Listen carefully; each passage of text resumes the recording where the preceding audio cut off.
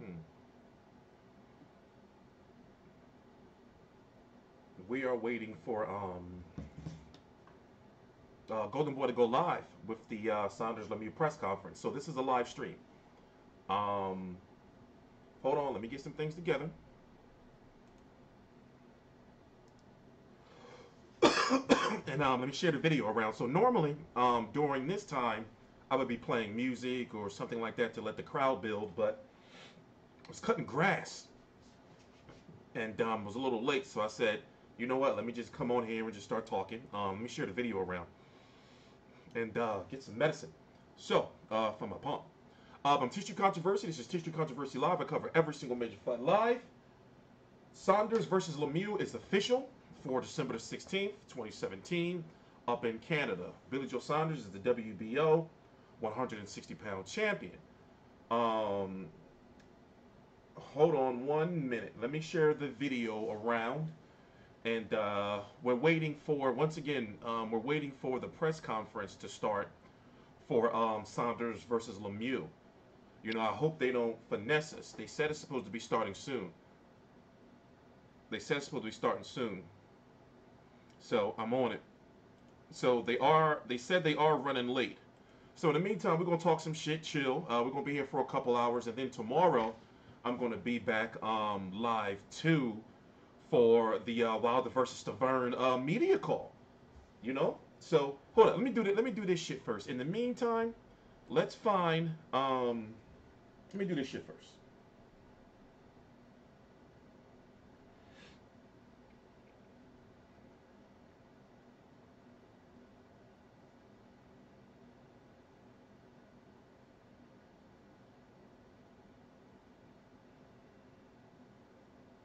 Goddamn stupid shit, man.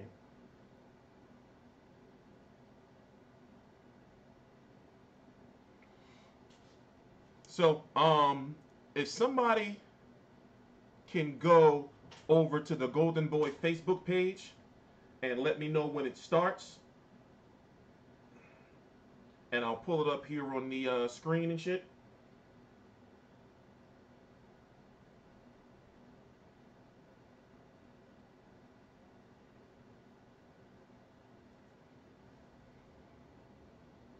So give me about 2 more minutes. Doing a little social media shit.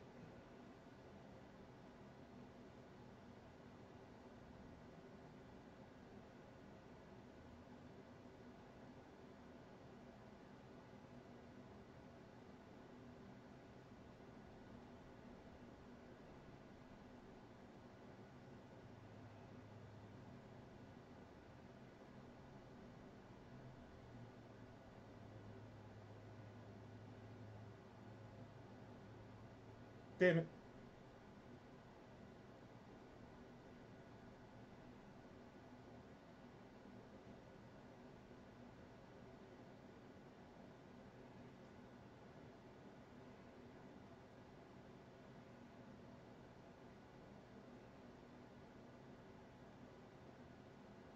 All right, we're good.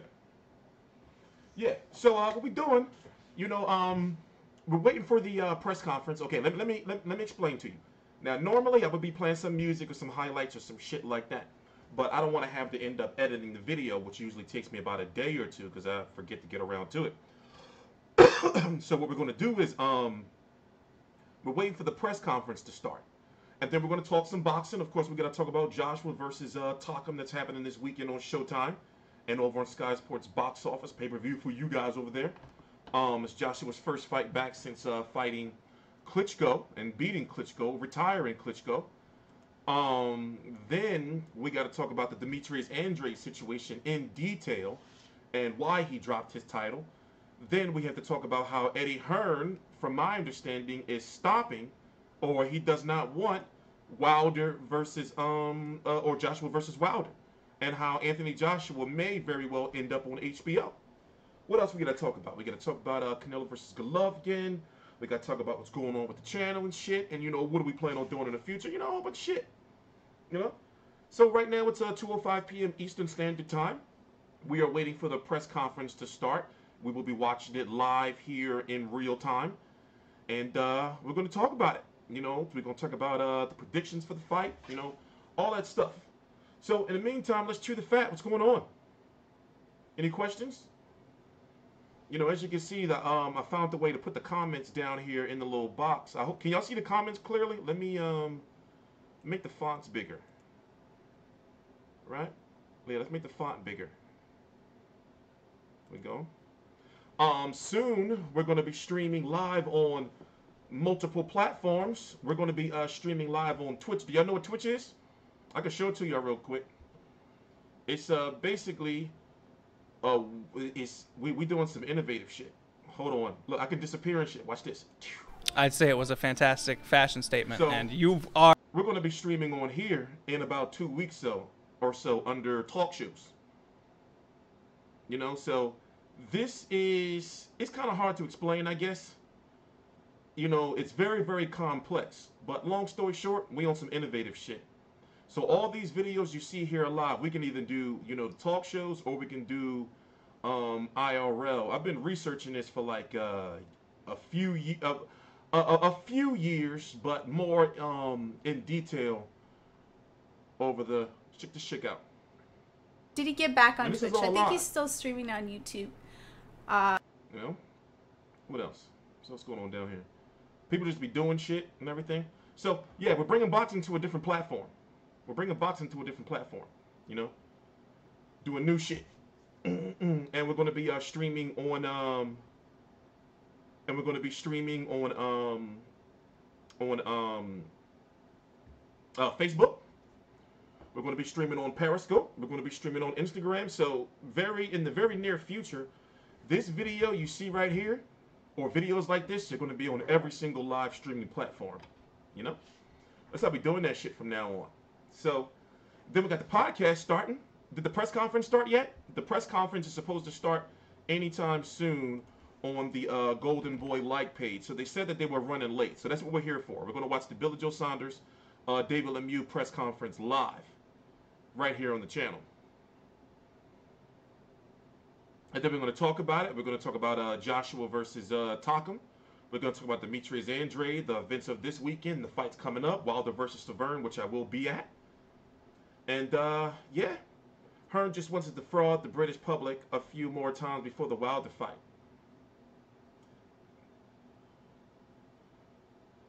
You know?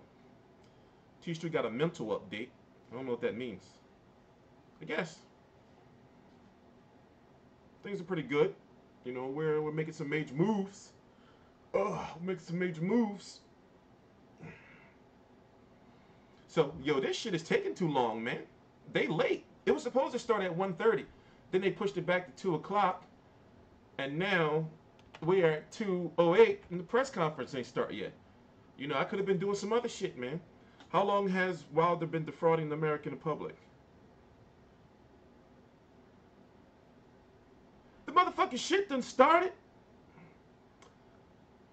Oh no, it ain't start yet. They sitting down. They on some bullshit. I don't like, here, let me show you what I'm looking at. Let me show you what I'm looking at. I don't like when, like, they'll say the press conference. You see this shit right here? Pressure set up here in Montreal. The rivals will meet face to face shortly. Watch live on the Golden Boy Facebook page. Now I'm going to have the press conference later on. You know, from I'm going to have the press conference, but I wanted to watch the live shit. So now I'm pissed. I go to the Golden Boy page, ain't shit there. You go to their like page, motherfucking hit refresh. This ain't fair. Nah, we gonna find it. We gonna find this shit. They're not gonna do that to us. They're not gonna do that to us, the people. So where do I go? We're rolling out merchandise before the holidays. You know, so that's number one on the list. The podcast and merchandise. That's the two things we're working on right now. I'm talking about before the holidays. Wait a minute, y'all confusing me. I'm supposed to be finding this press conference. Oh, there we go. Why don't y'all shut up?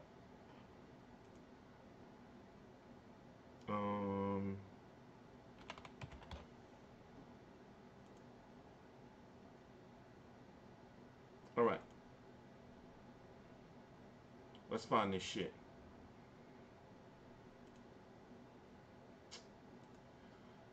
Oh, why they lied to us? No, we gonna find it. I'm gonna find it. I'm gonna find it. They're just sitting down. I know that from the pictures. Son of a bitch.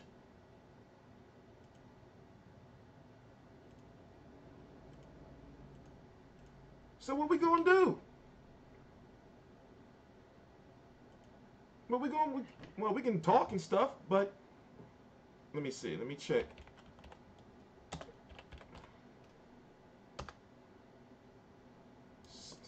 That ain't right. Here I am trying to do my job, trying to promote the fighting shit. I tried that, Jose.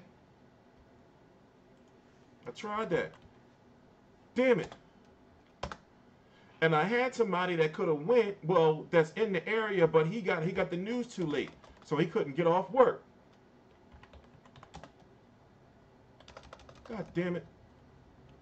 Hold on. Help me out. Why don't y'all go look and send me some motherfucking late? Yeah, I'm pissed.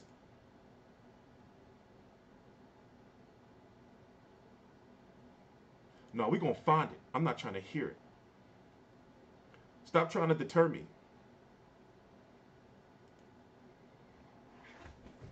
Everywhere I go, the people were asking about this press conference. Everywhere I go, the people wanted this.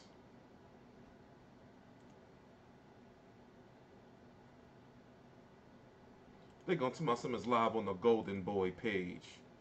Frank Warren lied to us. It's not on the Golden Boy page. I'm on the Golden Boy page. They fibbed. It's a bunch of phonies. It's not available, yo. It's not available. Let me check some shit. Let me check some shit. Maybe it's on here or some shit. Let me check some shit real quick. Bunch of phonies, man. They got me looking like a clown.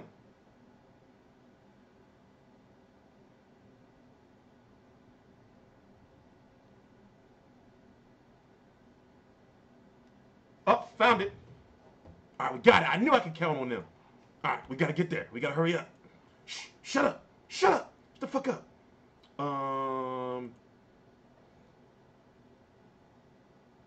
So be quiet.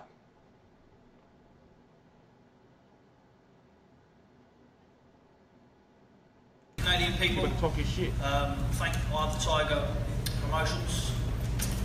Listen, this fight's got good fight written all over it. There's a lot at stake. The winner of this obviously is in line for Canelo and Golovkin. It's the fight that I've signed twice. The fight Golovkin twice. It hasn't happened for whatever reasons. Canelo I signed twice for, and no fight. I feel that I've seen David at his best against Golovkin.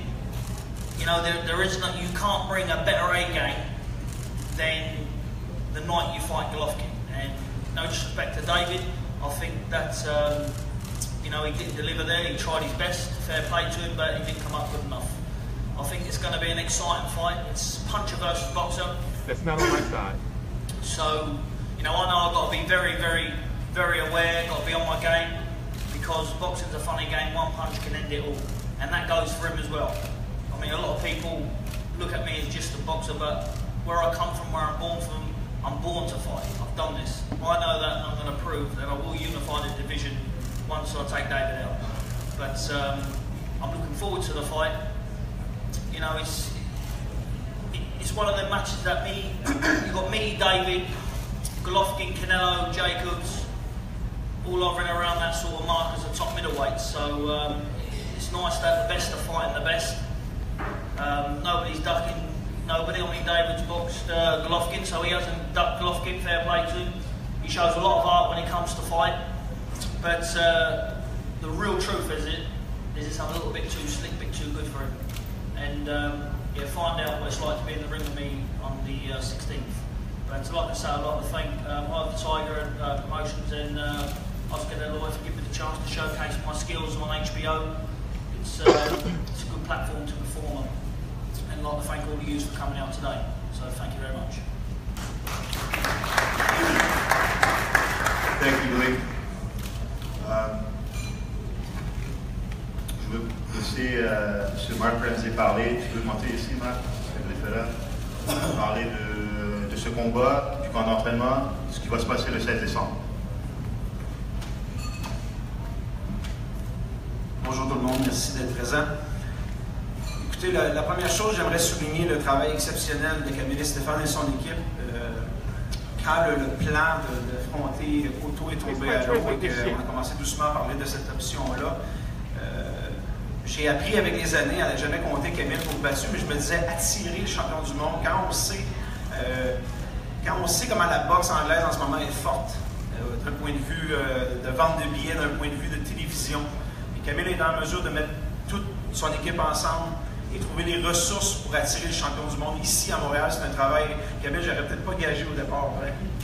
On réussirait ça. Un travail exceptionnel de sa part, de toute son équipe.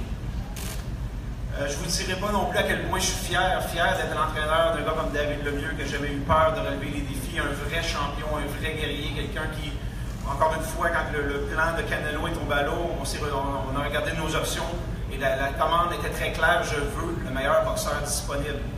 Un championnat du monde, quelqu'un qui est invaincu, un bon boxeur comme M. Saunders, qui est bien entouré par une excellente équipe. Alors là, on parle d'un vrai challenge, on parle encore une fois d'un vrai challenge pour David Lemieux et encore une fois, c'est les fans qui sont récompensés par un excellent spectacle. Je regardais dernièrement, après un commentaire que j'ai entendu dans les médias, l'histoire moderne de la boxe ici au Québec. On était très chanceux dans les dernières années. Je vais essayer de ne pas l'oublier, mais si on se rappelle bien, on a eu Matthew Hilton comme champion du monde, David Hilton, Eric Lucas, on a eu Otis Grant, Léonard Dorin, Adrien Diaconou, Lucien Boutet, Jean Pascal, Stevenson Adonis, Berman Stillern.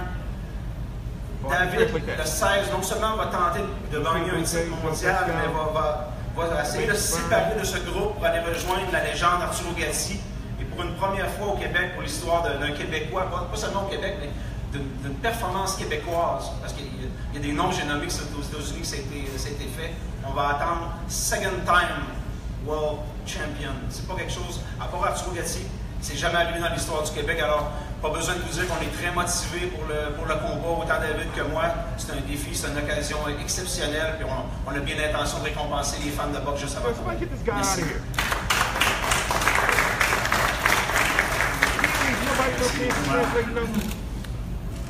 Et là, toute la place à notre champion, David Lemieux.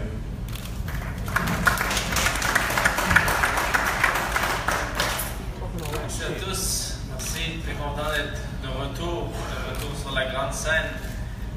De retour pour un combat de championnat du monde. Alors, premièrement, je vais parler en français, puis après, on va parler en anglais pour que Saunders et son équipe comprennent bien, puis tout le monde.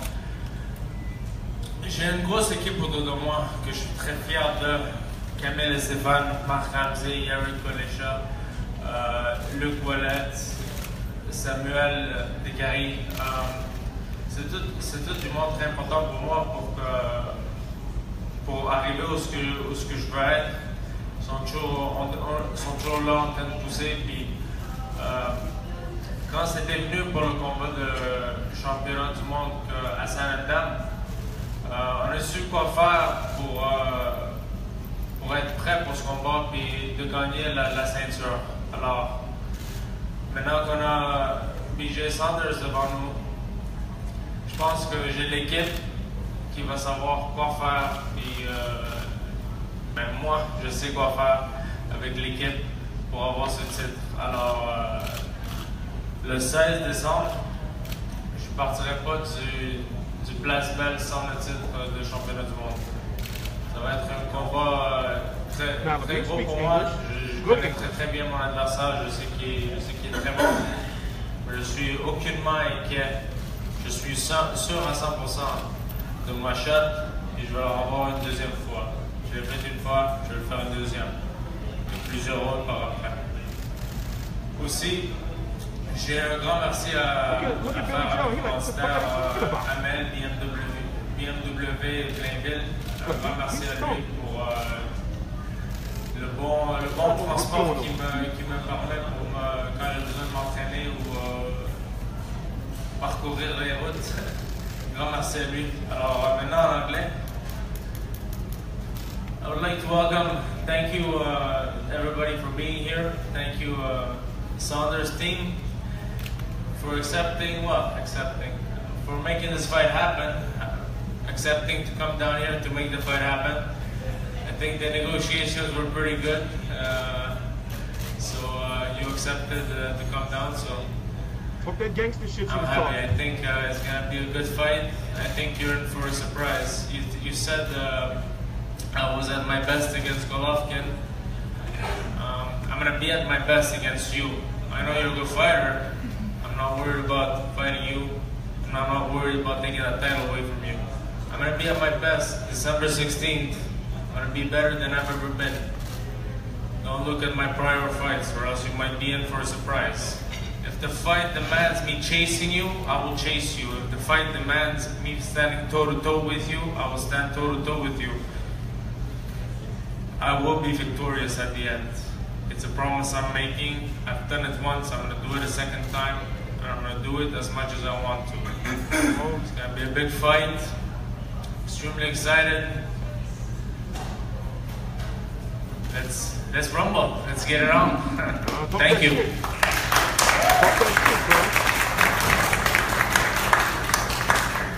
Well, the stage is set. La déclaration de guerre est faite. On la sent l'électricité. Declaration of war. I can't wait for the pictures. And what we're going to do is take some questions. We're going to take only 4 questions. We're going to try a new thing. On va essayer 4 questions seulement d'ici. Alors, les membres des médias qui veulent des questions, on a 4 questions qu'on va pouvoir dealer avec tout de suite. Les gens, trempés. We're going to talk after this about everything. Sorry, was it? What's going to be, how did you see the difference? You almost, most of the time you fought in your territory. This time you have to cross the ocean in a different continent, in a local city for Lemieux. So what's going to be the difference in your preparation and the way you're going to see the fight? Well, first of all, I'd just like to say that since I've been the age of 16, I've been on the Olympic team, boxing Olympic Games at 18 years of age. I've boxed over the world, boxed the world #1s, and that done me in good stead turning pro. You know, I see this fight, to be honest with you, being a good fight, but I win this fight as easy as I want to win it. David says he promises this, he promises that. He should have promised the other 3 times when he got beat, because there's no losses on my record, and there would not be no losses on my record. And he'd like to thank me for making this fight. The reason why, because if I didn't come over here, this fight wasn't going to happen until the new year, and I wanted to get this fight on in December. But you know, I respect him. He's a good fighter. He's mixed at good level, but at the top elite level, he's came short. And he's came short against one Golovkin. Rubio, I'd play with, I would dismantle Rubio. He wouldn't know what day of the week it was, and you know, he knocked David out. But styles make fights. You know, you got puncher and then you got boxer. But what people don't seem to realise is when they get in the ring with me, they think they can bully me, walk me down. Willie Monroe is coming. I hit Willie Monroe once with a body shot and a head shot, and he didn't come to fight no more. He just ran away like a little pussy. So I look forward to David coming on at me, and we're going to play a good game, me and David. He's going to eat the jab. He's going to eat so many right hands, he's going to be begging me for a left to finish him off. Begging me. But listen, it's all fun and games, it's all the talk now. It's all the talk on Twitter, you know, I call him short legs and whatnot else, but that's only talk. The real thing what counts is when I come over to Canada on the 16th of December. Now, I know that I watch other fighters fight in Canada. I know Canada's a fair country. People were saying to me, oh, what are you going to Canada for? You know what boxing is with decisions. I said, listen, I'm in boxing to win and to defend all over the world. If I can't beat David Lemieux, then I'm not going to beat Gennady Golovkin. So David Lemieux is my tester, my step up. And I know I'm going to come through this victorious. 100,000,000%, I put my life on it, I'll come through this victorious. And I look forward to the big Canelo or Golovkin fight, if Golden Boy allow me to fight Canelo. So, yeah. Thank you, Billy, for answering. David, do you want to answer that? It's a big if. No. Okay. David, talk, David. Another question. He'll talk in the ring. I'll talk to 16, don't worry. Ma question est pour David. David, HBO Saunders n'a jamais sorti de l'Angleterre, puis tout d'un coup, il est très confiant de le faire. C'est aussi un gaucher. Quelles sont tes impressions générales sur, vraiment, son attitude de sortir de l'Angleterre et ensuite son style? C'est une erreur qui va se souvenir toute sa vie. Il n'aura pas dû sortir de l'Angleterre. Il va venir ici, il va se faire battre. On s'est déjà battu avec plein de gauchers. On n'est pas inquiet de son style. On sait que c'est un boxeur de calibre.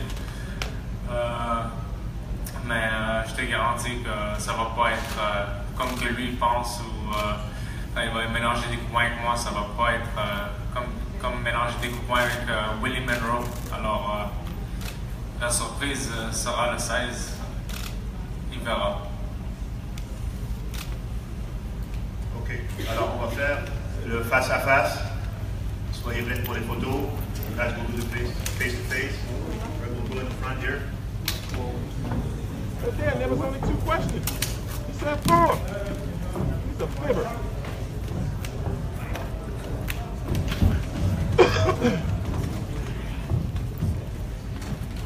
There was only 2 daggone questions.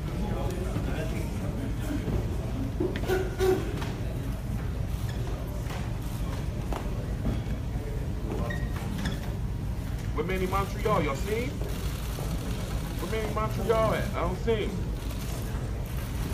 I met Manny Montreal at who was that? Garcia Vargas. Manny Montreal. Montreal.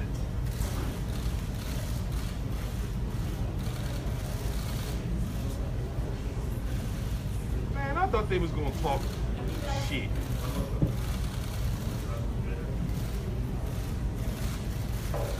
They let me down. You better put that hand there on my chin now, because 16 you won't mind. Don't worry. You won't. If you don't catch, you know that. Chin of granite, chin of granite. Gypsy, warm. Ready, fit, fat, whatever I am, I'm ready, whenever. Ready. You ain't gonna be a chance, you do it. Golovkin. Me? You got your chance. And you got No. I won't let you about that. I'll put you on the camera. Okay. We'll take some questions from the media, guys. Thank you. Yeah. You know, people think Billy gonna get fucked up. Let's just talk about it. You know, people pissed off because they're like, he been holding that title hostage over in the UK. And truth be told, yes, he did try to get Golovkin. You know, he got the gypsy chin. He got the gypsy chin. So the fight's happening December the 16th on HBO. Let's go look at something real nasty real quick. It's probably going to, you know, I'll tell you what. Let's do it like this. Do you think that Billy Joe do you think that Billy Joe can deal with this shit? Let me know what you think. Hold up. We're going to do it this way. Let me know what you think. Hold on. Let me close all this bullshit out. Let's go back down memory lane. Let's go back down memory lane.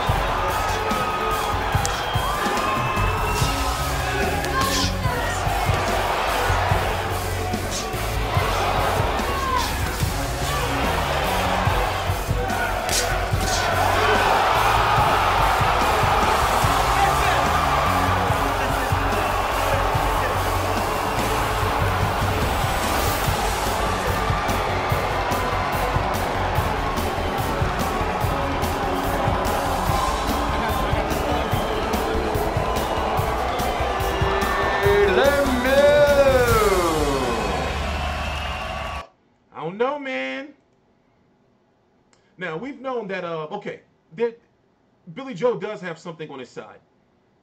He just fought in October. No, when was this fight? No, last month, September, right? He just fought last month. He's fighting again in December. He doesn't have any time to get overweight. You know, so he's having pretty much this long camp. That Willie Monroe fight was easy work for him. So he's still in shape. Even looking at the press conference, he's still in phenomenal shape. And he has to be in great shape because in previous Billy Joe Saunders fights, where he fought pressure fighters, or he didn't take it seriously, during the middle of fights, he starts to slow down and he starts to get on the ropes. You don't want to be on the ropes against this guy. Now, no, in my opinion, he's not as skilled as far as boxing as Billy Joe Saunders. Billy Joe Saunders has a very good amateur career, and he's a very good boxer. He just doesn't have the people support behind him because of his layoffs, and he fought Wolverine Logan. That's no bullshit. That's no joke. He fought this dude, Artur Akavov. Artur Akavov is Akavov, whatever his goddamn name is.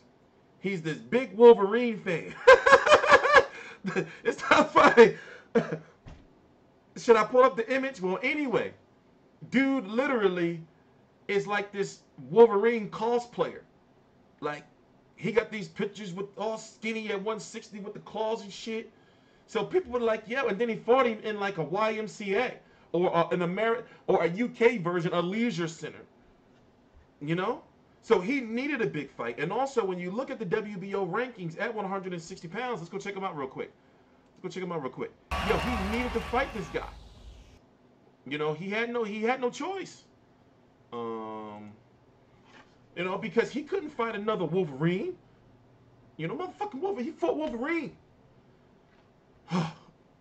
So, the reason why this fight came about is because he had no, you know, I mean, he had no choice. But I don't think that he's afraid of Billy Joe Saunders. David Lemieux. And also, he knows that he has to have a big fight. Oh, let's do it this way. Duh. He knows that he has to have a big fight. You know, he can't fight anymore. You know, he can't fight anymore Artur Akavov, so these guys that are not ranked, you know, highly or not even know names.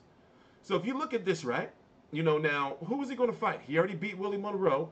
Who are these other guys? You know, now Danny Jacobs said that Billy Joe wasn't interested in a fight, but here's the thing. HBO has these guys involved in somewhat of an unofficial tournament where you have, hold up, let me make sure I put it in order. You have Demetrius Andrade, who's now at 160. We're going to talk about him later on in the video. You have Canelo versus Golovkin, who's at the top of the food chain. Both of those guys don't look like they're going to be leaving the 160-pound division. Golovkin, Abel Sanchez has talked about it, but let's say that all these guys stay at 160. You have next month Danny Jacobs versus Luis Arias.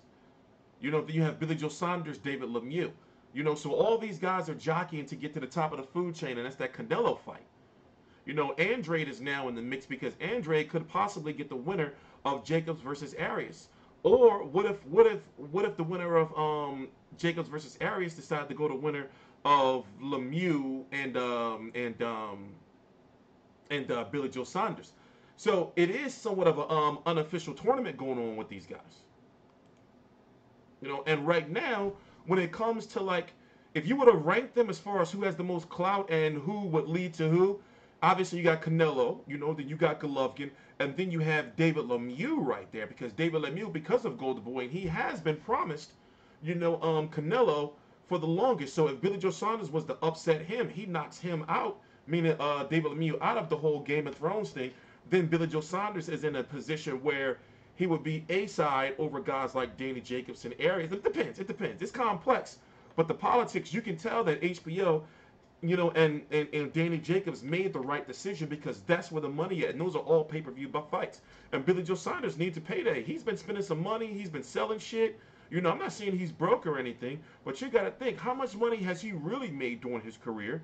You know, and more importantly, what about any advances that he may have gotten from Frank Warren and everything? He needed a big fight, and he needs big fights now. You know? He needs big fights now. So, as it stands, Billy Joe has a lot to lose, and David Lemieux, because if David Lemieux loses to Billy Joe Saunders or get out, or if he gets outboxed, people are going to say, okay, well, he has issues with boxers, right? You know, he's just been looking invincible lately, or reborn, because he's been going there beating motherfuckers up. But look at the level of competition. But if you look at Billy Joe Saunders, if he was to outbox David Lemieux, it would take his career far. You know? It would take his career far.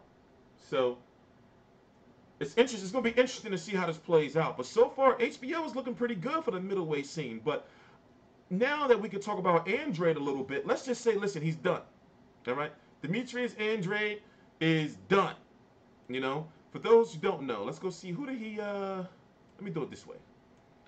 Leave this over here, right? Yeah, we can do it like that. He is done with the 154-pound division. He has dropped his WBA title. The WBA released a press release, like, what was that? The Saturday morning, the Sunday after the fight, yesterday morning. You know, saying that he dropped his title and that he wants to be ranked by the WBA at 160 pounds. But here's the thing. He's going to have to go through Murata, who beat Kyoto Murata, who beat Endom. So let me lay out the champions for you so you don't get confused. You have Golovkin, who's the WBC and the WBA Super World. You know, oh, and the IBF. So the WBC, the WBA Super World, and the IBF. Billy Joe Saunders is the WBO. Now Kyoto Murata, a top-ranked ESPN fighter. Now that means something. Is the WBA World. Andrade dropped his WBA 154-pound title, and he's asked the WBA to rank him at 160 for the WBA. They're going to rank him now.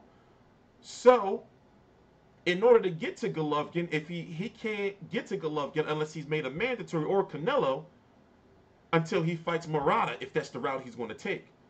So you have to think, well, why don't his team position him to work his way up the IBF rankings, because he'll surely get a title shot then. One thing about the IBF is you will get your title shot. So I'm thinking, well, why not maneuver him with the IBF, where, if I'm correct, Atlantis Fox, right, is ranked by the IBF. So you would think that Demetrius Andrade now at 160 will be ranked by, he should be ranked by all of these now going into November's or definitely December's rankings. But if I'm him, I would maneuver for this IBF spot. You see what I'm saying? Because at least that'll definitely put him in the mix. But the only thing is, you got this guy, Jamal Charlo, who's WBC and WBA. We don't know what's going to happen with him yet. You know? We just don't know. So, let's go check out for those who don't know. I mean, I like the fight. You know, because I understand the politics behind it. But a lot of people were like, you know, he fought this guy and this and that. And all this bullshit.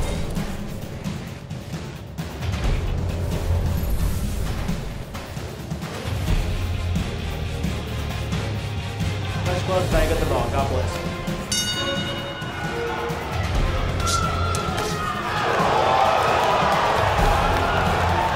Punch out.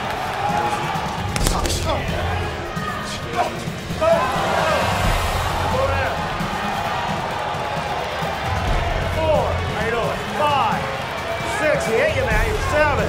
Hey, come on.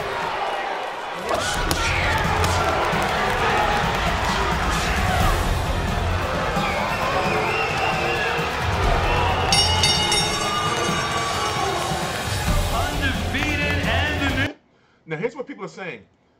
That I've noticed over social media, a lot of people are talking about his power. And they don't know how he's going, you know, he's going to have to really rely on being a boxer at this 160-pound division, because as we've seen, Golovkin has a chin. As we've seen, Canelo has a chin. You know? As we've seen, Lemieux has a chin. It's just that you can beat Lemieux into submission. But can Andrade do that? Now, Andrade wants Lemieux, but like I said, we don't know what path Andrade is going to take. But one thing that's for sure is he's had some promotional issues. He's having some financial issues. He's got to stay active and he's got to be aggressive. I was saying yesterday on social media that he has to be at these HBO fights. He's got to be at Jacobs versus Aries. He's got to even take his ass up to Canada to be at Saunders versus Lemieux. You know? You know, because now is the time. You know, he signed a 3-fight deal with HBO. He is at 160. The Erislandy Lara fight is dead. He even dropped his mandatory shot. The fight is dead. The Charlo fight is dead. Another thing to think about is, what if Jamal Charlo ends up on HBO? Now, he's the wild card because he's also in this 160-pound mix a little bit. But the problem is he's a Showtime Heyman fighter. When those guys, Demetrius Andrade, Danny Jacobs, you got to count Luis Arias too, David Lemieux, Billy Joe Saunders, Canelo, Golovkin, they're HBO. Jamal, what situation is he in? Because he's the WBC mandatory, but he may likely be ordered to fight somebody for the WBC interim because they're not going to strip Golovkin for him. You see what I'm saying? So it's an interesting situation, but it all depends on, you know, like where he ranks in, you know, and how aggressive Andrade's team is going to be by making sure his next fight is a significant fight. He can't take no more comeback or tune-up fights. His next fight need to be the winner of Jacobs Arias or the winner of Saunders Lemieux, period, right? And when it comes to Billy Joe Saunders, he shouldn't. He's smart to know, or smart enough to know, that with that UK fan base, and if he keeps winning, he can get fighters to come over to the UK, and they can Wembley him for the right fighter. So him coming over to Canada, you know, you have to give him respect for that, man. So, oh no, man, it's complex, man. But it all depends on what he's going to do. Like, you know, the keys are in his hands. You know, I was saying that, you know, he got to get like Rigondeaux, man. He got to get a Tupac on his Twitter. He got to get somebody, he got to start talking some shit. Showing up to these fights. You know? Not just be in the background like off your win shit on some Keith Thurman shit. Nobody see you for months. You get a big win, do all these ratings, and then nobody see you no more. You know? So, the 160-pound division is lit, man. I'm down. I'm down. Yeah, well, Chris Eubank Jr. is at 168 right now, so you can't talk about him when it comes to these guys. You know? You can't talk about him when it comes to these guys. What else was we supposed to be talking about? You got Joshua versus Takam this week. It's the only significant fight of the weekend, but then you also have the most meaningful fight of the weekend, Dylan White versus Robert Herlenius. Robert Herlenius used to be the man. You know, key word, used to be, but he's still very good, especially if he's focused. You know? So, if you don't know, Kubrat Pulev legitimately got injured. A lot of people were like he was scared, he didn't want to fight and everything like that. He was legitimately injured. And Carlos Takam was made the mandatory. So he was already going to be the second guy anyway. So they made him the mandatory. He then went on, Joshua is likely going to go on to fight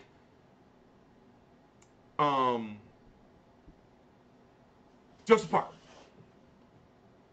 It seems like Eddie Hearn doesn't want to make Wilder versus Joshua Wilder, and he's already said it's not going to be a 50-50 fight. He's really trying to push Dylan White on Deontay Wilder, and it's just clear as day. It's just clear as day that he's gonna do his best to withhold Anthony Joshua from Deontay Wilder and say, no, you want Anthony Joshua, you fight Dylan White. And now that Anthony Joshua's Showtime deal is up or about to be up, Eddie Hearn, with his fighters fighting on HBO now, you know, he's got some leverage. You know, so if Anthony Joshua signs with HBO, you know, that's bad news right there. You know, I peep it. I see what's going on. It's clear as day, man. You know, and I do feel that Wilder should fight White, but however, I don't feel that should come before a unification. It shouldn't come before a unification. But they're playing hardball. You know, they're playing hardball. Wilder is in a tough spot because nothing will force Anthony Joshua to fight Deontay Wilder. It's a unification. Nothing will force that. You know?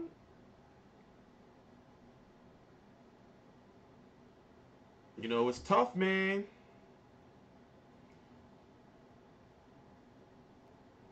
White should continue fighting off some of those mandos. Well, here's the thing. If Dylan White beats Robert Helenius, it'll likely be for the next mandatory after Severn. You know? So Eddie Hearn knows that Dylan White is one fight away from being a mandatory. And like it's clear as day what's going on. It's clear as day. You know? Do you think Wilder would beat Joshua will beat Wilder? Well, that's still 50-50 to me, you know, because Wilder had that devastating one-punch knockout power, you know. But I don't think that Wilder can take Deontay Wilder's. I don't think Wilder can take Joshua's punches. I think one uppercut, he's going down. His fucking head's popping off, man. I don't think he can take that. I don't think he can handle that shit. Joshua trying to avoid Wilder right hand landing on the chin. Could be, man. Could be. Yeah, exactly. And Joshua don't need Wilder financially. However, that is a big fight over there. And that is a fight that if it happens, it would happen in Vegas over here. So if Joshua wants to come over to the States and have a big fight that will sell heavyweights, it has to be Wilder, right? You know, that would do good in Vegas, especially because all them people, you UK people, going to follow him over here. You know, y'all know what y'all call Wilder over there, Windmill Wilder and shit.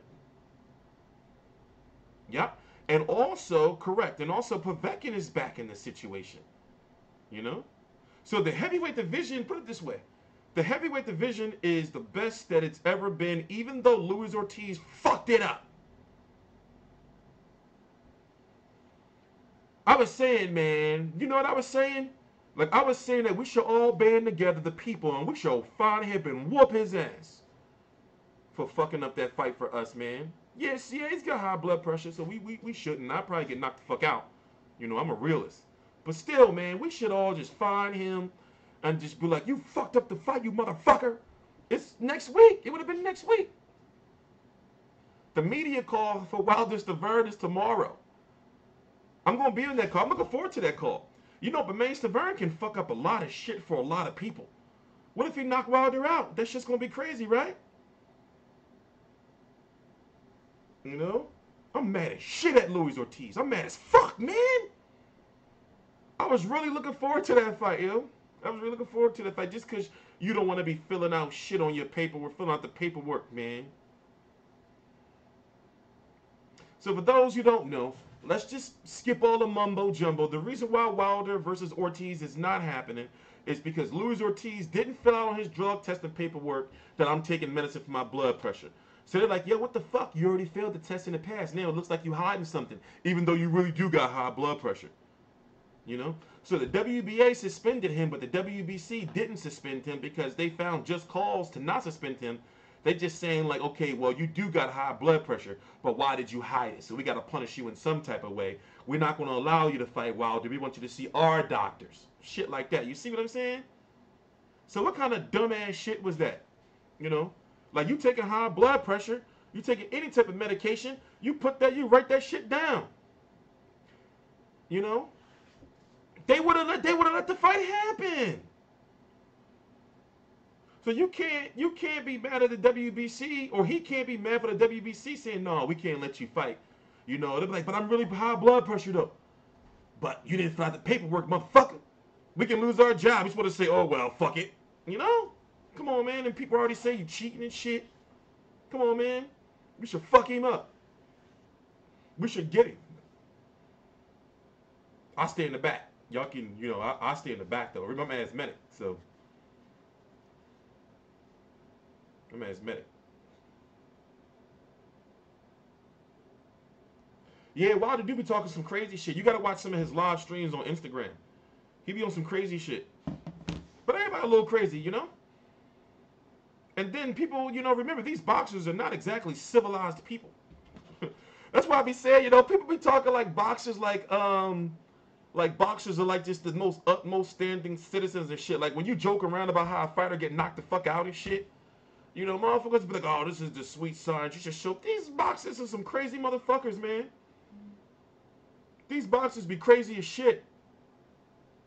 They don't be having no educations, most of them. You know, they be saying some off-the-wall shit and doing crazy-ass shit. You know? But anyway. I mean, just because it's my job, you know, and I'm kind of actually happy to be in the house, I'm going to be watching Joshua Takam. I'm going to be at Wilder versus Ortiz. I'm really looking forward to that, though. What if there's a bad omen? What if I jinx it? What if Wilder get knocked out? That shit would be crazy, right? What if Wilder get knocked out? You know? Everybody been talking all this shit about Stavern and how, you know, he was all dehydrated and Wilder damn near killed him in the ring and all that shit. What if he get knocked out, man? Let's go back and watch some highlights from that fight. Yo, Stavern can fuck up a lot of shit. Stavern can fuck up a lot of shit, yo. The thing is, you can't really be mad at him. He's been a humble dude, you know. And he was supposed to fight Dominic Breazeale, you know, but Luis Ortiz fucked it up. Everywhere I go, the people was asking about Stavern versus Breazeale. You know, everywhere I go. So I'm gonna be at Wilder Stavern. So I'm looking forward to that, though. I'm not gonna lie. Let me see. Is this it?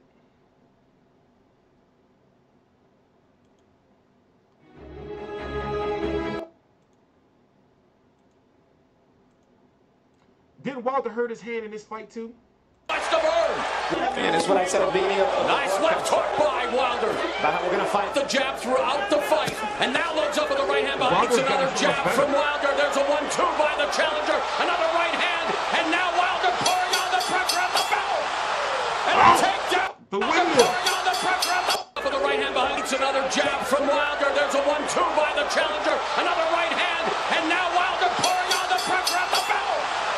And a takedown at the bell by Stavern. Wow. Stavern having trouble getting back to his feet.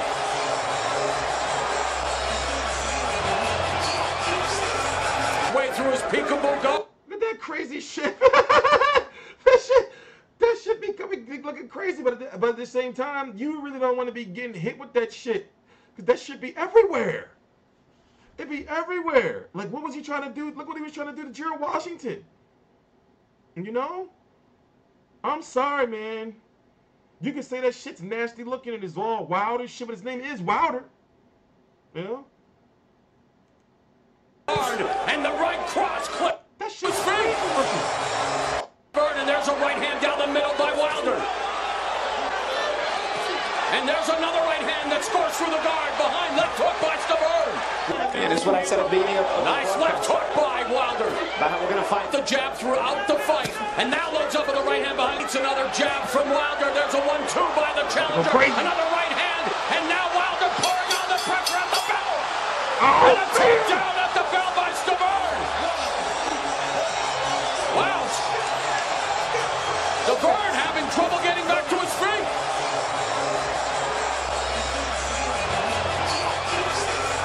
Way through his peak. See, Stavern went down from this sheer what the fuck, you know? He didn't know what was going on. And that's how Wilder be hurting his hands, you know? But now his right hand is bionic now, you know? We got to go check out Breazeale, right? You know, his hand is bionic now. So it's kind of like Kell Brook's eyes. You can't break Kell Brook's eye sockets no more. They already been broken. It's still plates and shit. You know? You can't break it no more. So now, you know, like, you know, when it comes to Wilder, his hand, he can't break his hand. He got fucking, you know, the Terminator. What's that shit? When they had the fucking hand, the arm. You know, Cybernet, Skynet, some shit. You know? So, I mean, yeah, you're right. You know, he does need to go out there and knock Stavern out in his rematch, you know? He can't go out there fucking around and going 12 rounds with Stavern.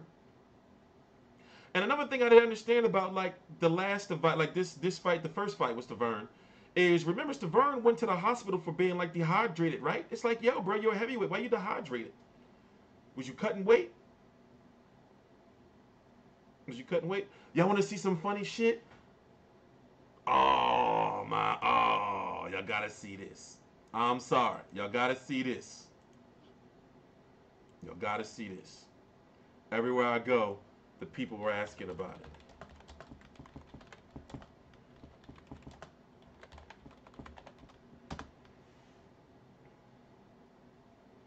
Everywhere I go, the people were asking about it.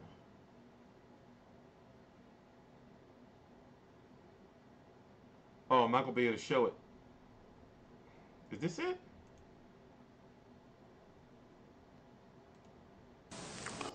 God bless us. Yo. Now, I'm going to be at the press. Yo.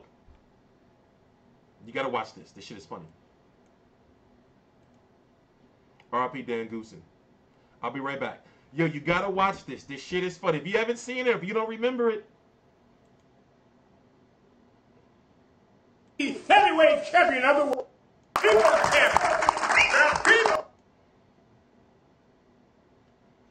So let us now talk about the man that's going to set us free, the man that is the new heavyweight champion of the world, yesterday, today, and tomorrow. That spirit will be alive. I bring you none other than this dynamic individual from Haiti in America to Mexico, from around the seas. His name is Bermain Beware Sterling. I love him. The people's champion. The people are the most important. Hail the king! Hail the king! Hail the king of the ring, Bermain Sterling, the WBC heavyweight champion of the world. Just like to thank a couple people. Of course, Don King, Dan Goosen, Mauricio Suleiman, thank you. My sympathy again to you and your family. And I wish Jose was here to witness what's about to be happening on Saturday. God rest and God bless his soul.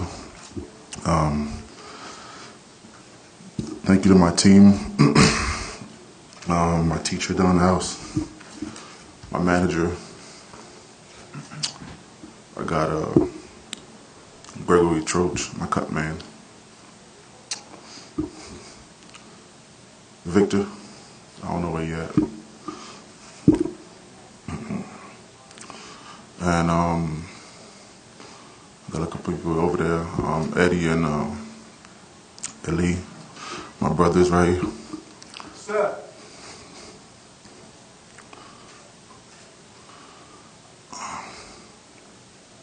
One of the people I want to thank too is Floyd Mayweather. Take your time, brother. Take your time. It's your time now, baby. What time is it? Bermain time. Yes, it is. Yeah, Bermain time. So yeah. Go and take your time and talk to the people with your heart and love and understanding, you know what I mean, with the people. The people are the most important.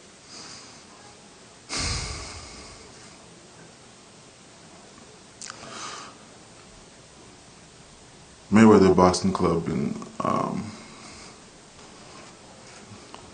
more than good to me, giving me the full access to the gym by myself.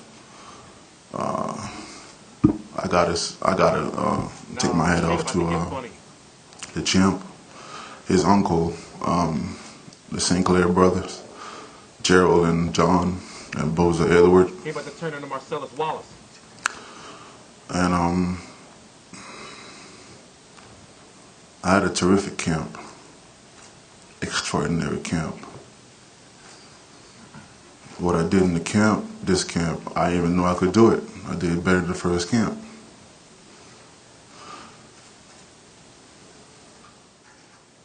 Ain't nobody gonna beat me.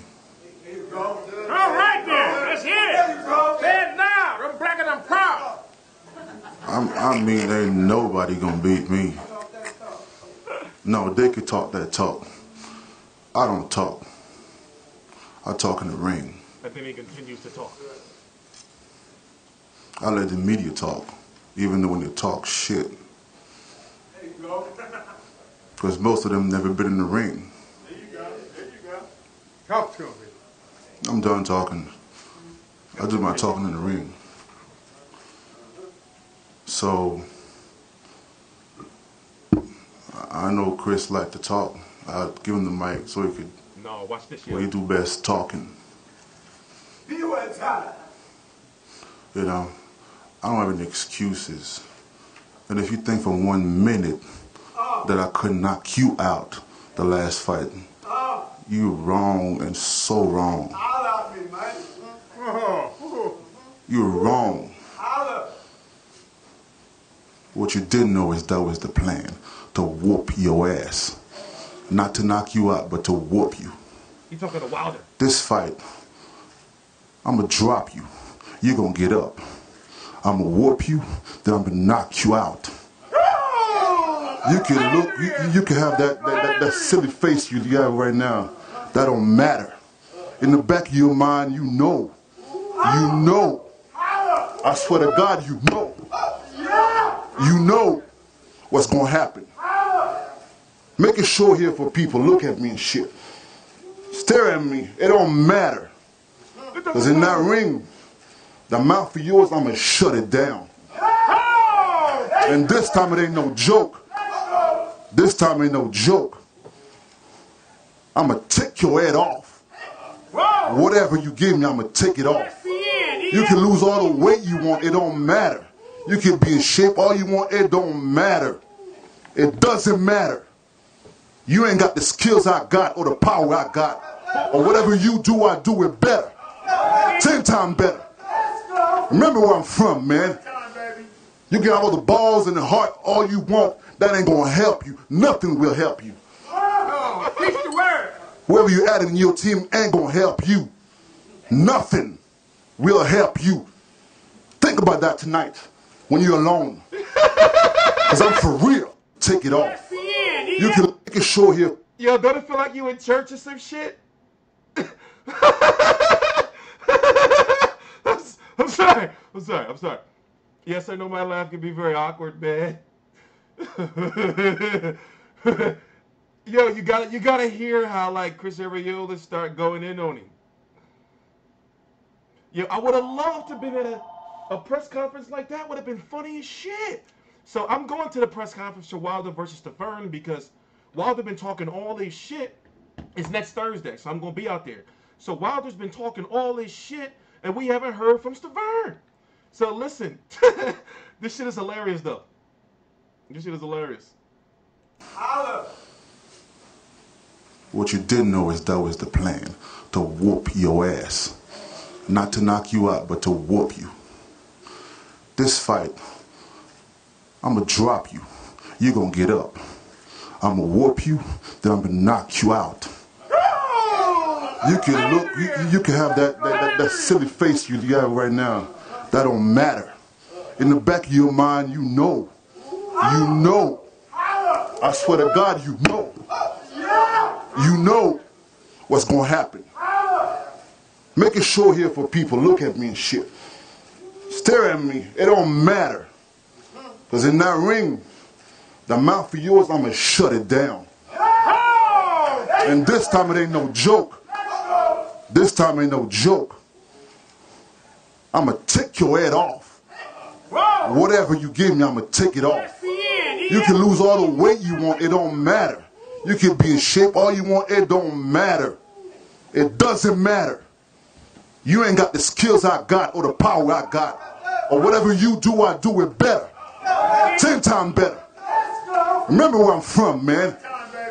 You can have all the balls and the heart all you want. That ain't gonna help you. Nothing will help you. Preach the word. Whoever you add in your team ain't gonna help you. Nothing will help you. Think about that tonight when you're alone. Because I'm for real. Ain't nobody gonna beat me. Yes. Haiti gonna have a new champion, and I'm gonna bring the back to America, and it's gonna stay in America, and it's gonna stay in my waist. That's all I gotta say. Hold it here. No, preach the word. I said a little while ago that there's no excuses. There's no lit, April. Right? Forget it. Yeah. So what I'm gonna do is I'm gonna troll. I'm gonna clip that shit, and I'm gonna be like, Wilder, Stavern got a message for Wilder. And it's gonna be like, you ain't got the skills I got or the power I got.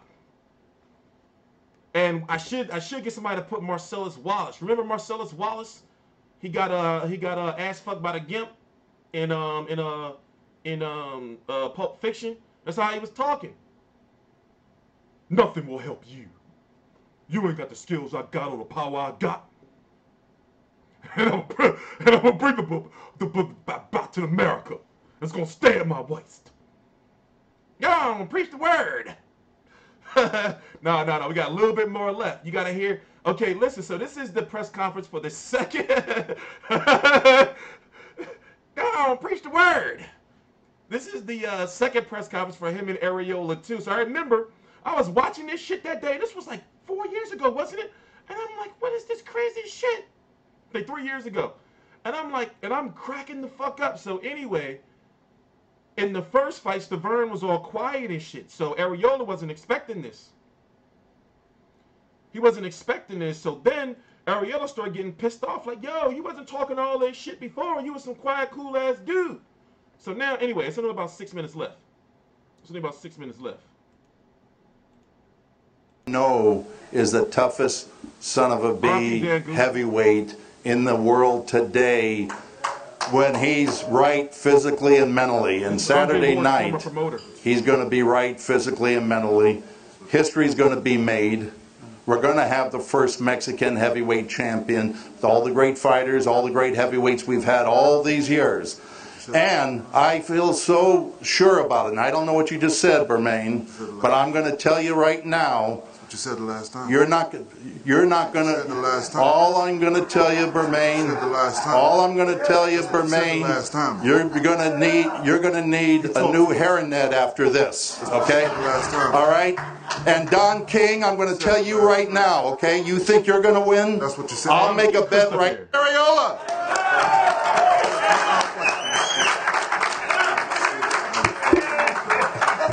Ain't this a beautiful thing?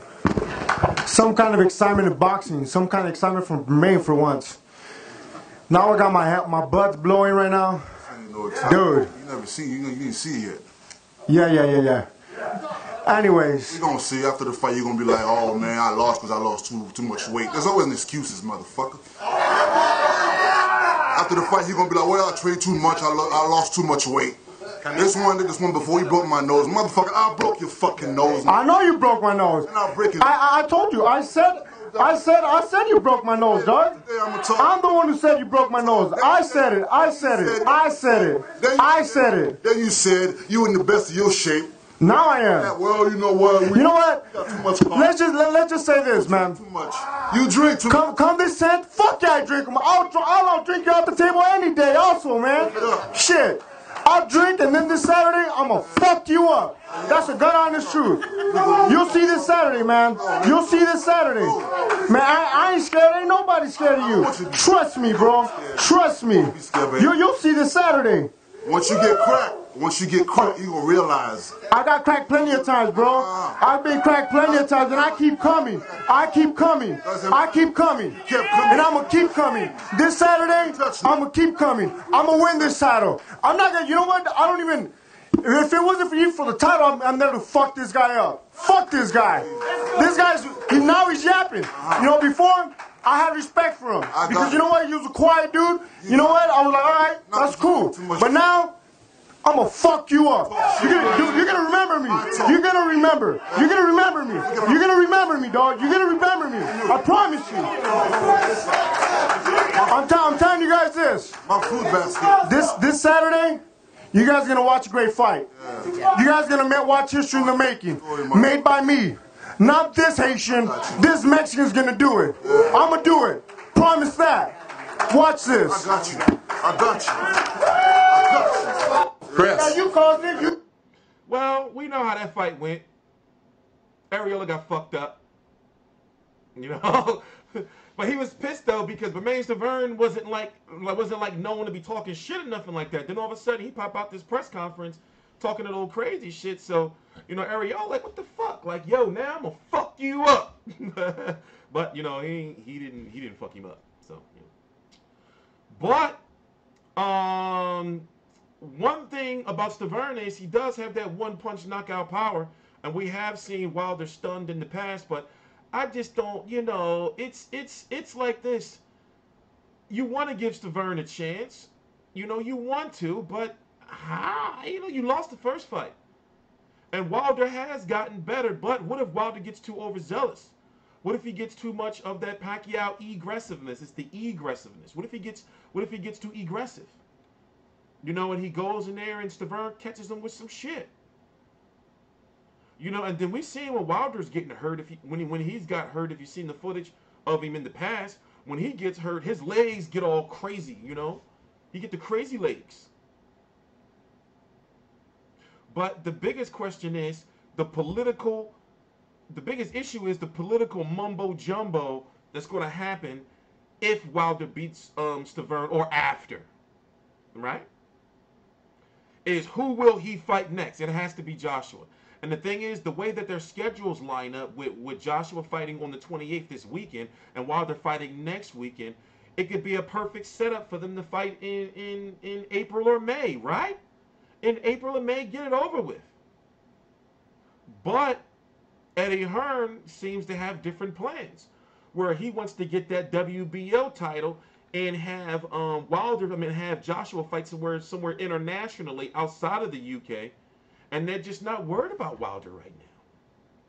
They know they can make. Listen, they still got all those people showing up for Takam. You know, 70,000 plus. Even though it was supposed to be for Kulev. You know, I always thought Pavek and PD Drugs would have been dangerous style matchup for Wilder. Yeah, true. But Wilder also hasn't been making any money. You know, don't be confused or don't let people finesse you. Wilder hasn't gotten paid for his Hold on, let me show y'all something. He hasn't gotten paid yet. You know?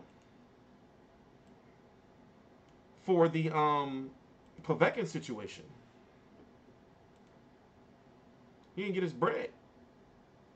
So this fight was supposed to be another big payday for him against Luis Ortiz. He ain't getting that bread either.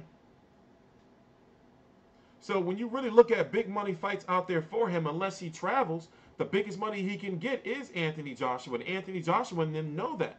But it seems as though Eddie Hearn wants Wilder versus White. Where's the Billy Joe Saunders press conference? Well, you're late as shit.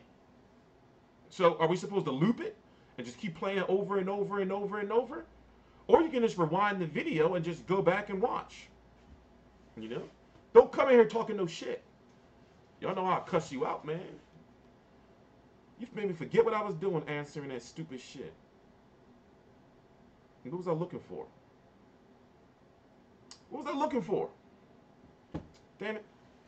Well, anyway, the Wilder versus Stiverne media call is tomorrow.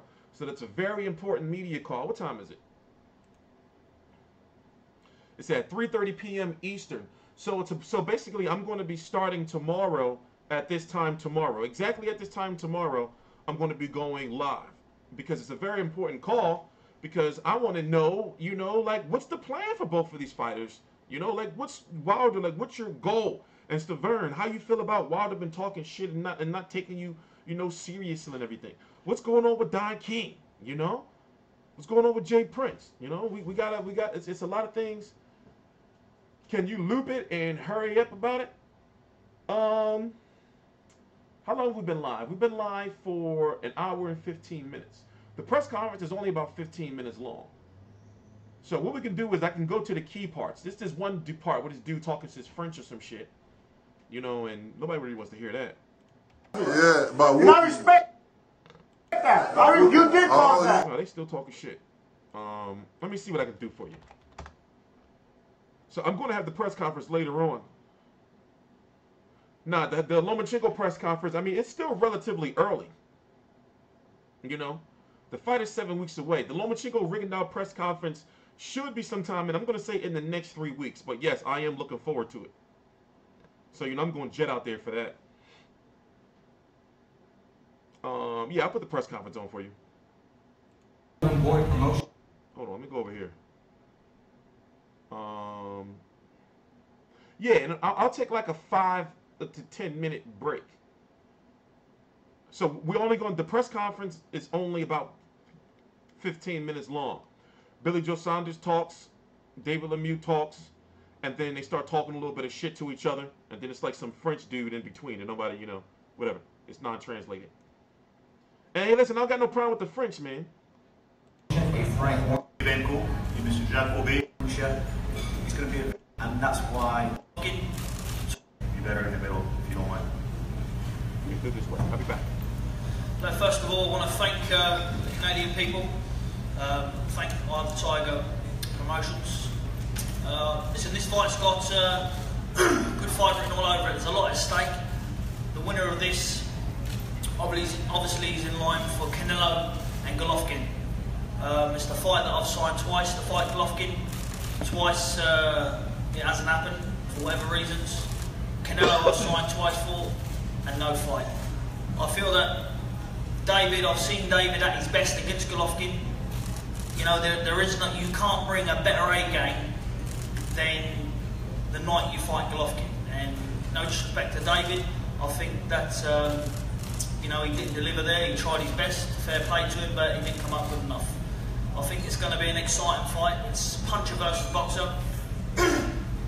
So, you know, I know I've got to be very, very, very aware, got to be on my game, because boxing's a funny game. One punch can end it all, and that goes for him as well.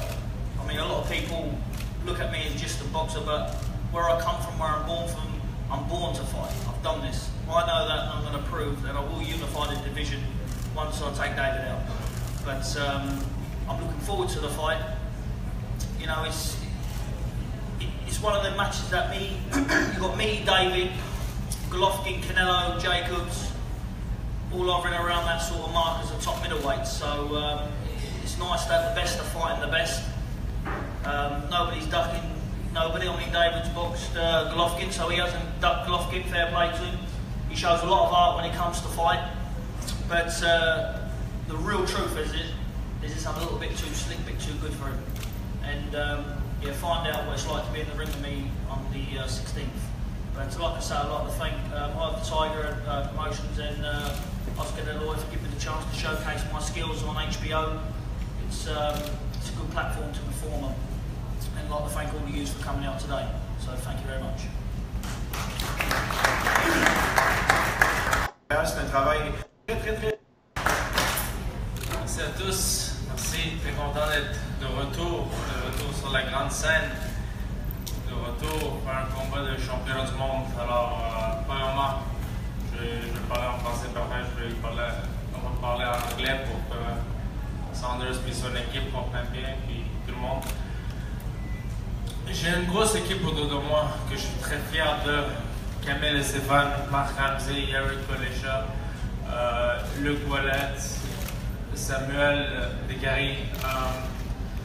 C'est tout du monde très important pour moi pour arriver où ce que je veux être. Ils sont toujours là en train de pousser. Puis, quand c'était venu pour le combat de championnat du monde à Saint-Adam, on a su quoi faire pour être prêt pour ce combat et de gagner la ceinture. Alors, maintenant qu'on a BJ Saunders devant nous, je pense que j'ai l'équipe qui va savoir quoi faire. Et, ben moi, je sais quoi faire avec l'équipe pour avoir ce titre. Alors, le 16 décembre, je ne partirai pas du Place Belle sans le titre de championnat du monde. Ça va être un combat très gros pour moi. Je connais très bien mon adversaire. Je sais qu'il est très bon. Je suis aucunement inquiet. Je suis sûr à 100% de ma shot et je vais en avoir une deuxième fois. Je l'ai fait une fois, je vais le faire une deuxième. Et plusieurs rôles par après. Aussi, j'ai un grand merci à faire à mes commanditaires, Amel, BMW et Plainville. Un grand merci à lui pour le bon transport qui me permet quand j'ai besoin de m'entraîner ou Saunders team. I would like to welcome, thank you everybody for being here. Thank you Saunders team for for making this fight happen, accepting to come down here to make the fight happen. I think the negotiations were pretty good. So accepted to come down, so I'm happy. I think it's gonna be a good fight. I think you're in for a surprise. You said I was at my best against Golovkin. I'm gonna be at my best against you. I know you're a good fighter. I'm not worried about fighting you, and I'm not worried about taking that title away from you. I'm gonna be at my best. December 16th, I'm gonna be better than I've ever been.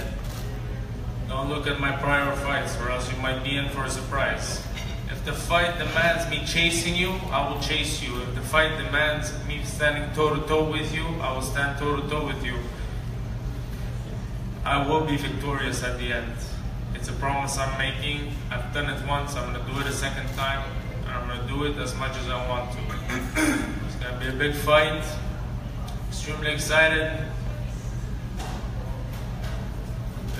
Let's rumble. Let's get it on. Thank you. All right, so what we're going to do is we're going to watch the rest of this. Actually, I'm going to fast forward because they have about a 5 to 7 minute segment where they ask Billy Joe Saunders a question, and he gets pretty in detail about what's been going on, and they ask David Lemieux too. So we're going to watch that. We've been live for an hour and 22 minutes.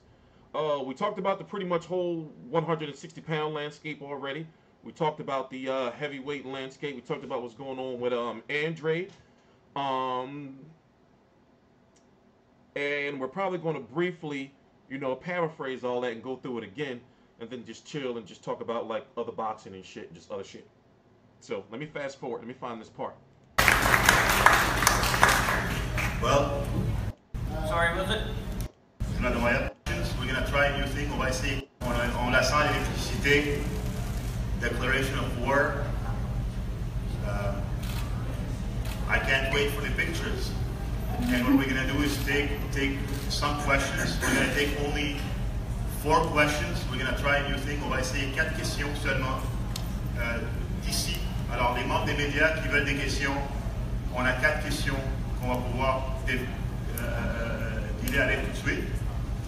Les gens tremblent. Mademoiselle. Sorry, was it? What's going to be? How did you see the difference? You almost, most of the time you fought in your territory.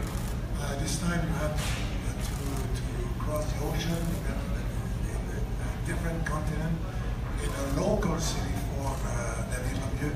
So what's going to be the difference in your preparation and the way you're going to see the fight?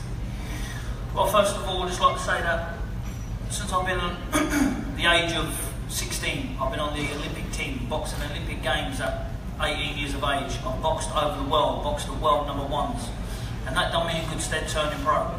I see this fight, to be honest with you, being a good fight, but I win this fight as easy as I want to win it. David says he promises this, he promises that. He should have promised the other 3 times when he got beat, because there's no losses on my record, and there would not be no losses on my record. And he liked to thank me for making this fight. The reason why, because if I didn't come over here, this fight wasn't going to happen until the new year, and I wanted to get this fight on in December. But I respect him. He's a good fighter. He's mixed at good level, but at the top elite level, he's came short.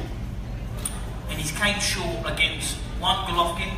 Rubio, I'd play with, I would dismantle Rubio. He wouldn't know what day of the week it was, and he knocked David out. But styles make fights. You got puncher and then you got boxer. But what people don't seem to realise, when they get in the ring with me, they think they can bully me, walk me down. Willie Monroe is coming. I hit Willie Monroe once with a body shot and a head shot, and he didn't come to fight no more. He just ran away like a little pussy. So I look forward to David coming on at me, and we're going to play a good game, me and David. He's going to eat the jab.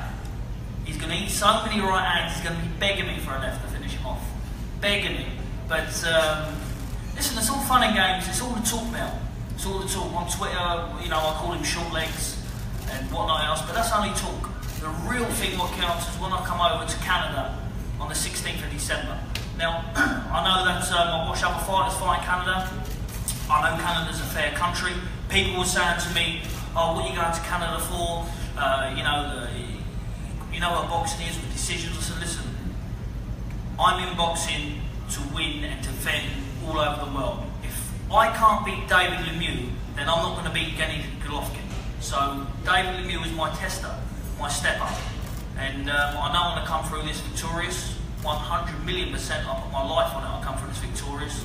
And I look forward to the big Canelo or Golovkin fight, if Golden Boy allow me to fight Canelo. So, yeah. Thank you, Billy, for answering. David, do you want to answer that? No. He said he put his life on it. Okay. David, talk, David. Another question. He'll talk in the ring. I'll talk to 16, don't worry. Ma question est pour David. David, Billy Joe Saunders n'a jamais sorti de l'Angleterre, puis tout d'un coup, il est très confiant de le faire. C'est aussi un gaucher. Quelles sont tes impressions générales sur, premièrement, son attitude de sortir de l'Angleterre et ensuite son style? C'est une erreur qu'il va se souvenir toute sa vie.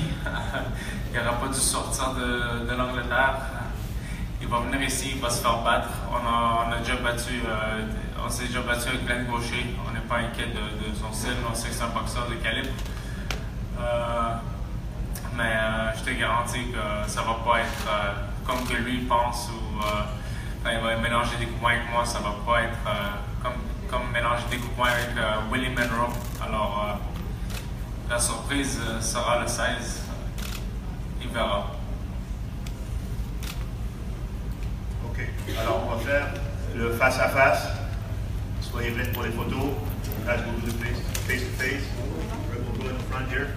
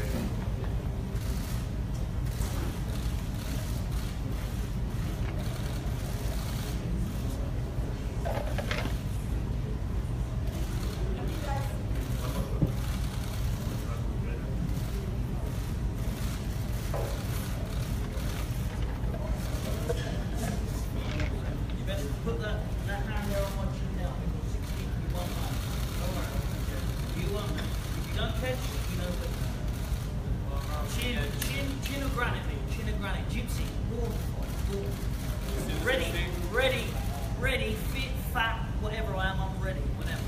Ready. You had to be a chance before. Golovkin. Me? You got your chance. And you were. No. I won't let you go. I'll put you on like a camera. We'll take some questions from the media, guys. Thank you.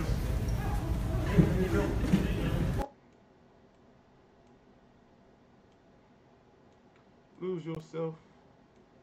You are waiting. I'm fucking up.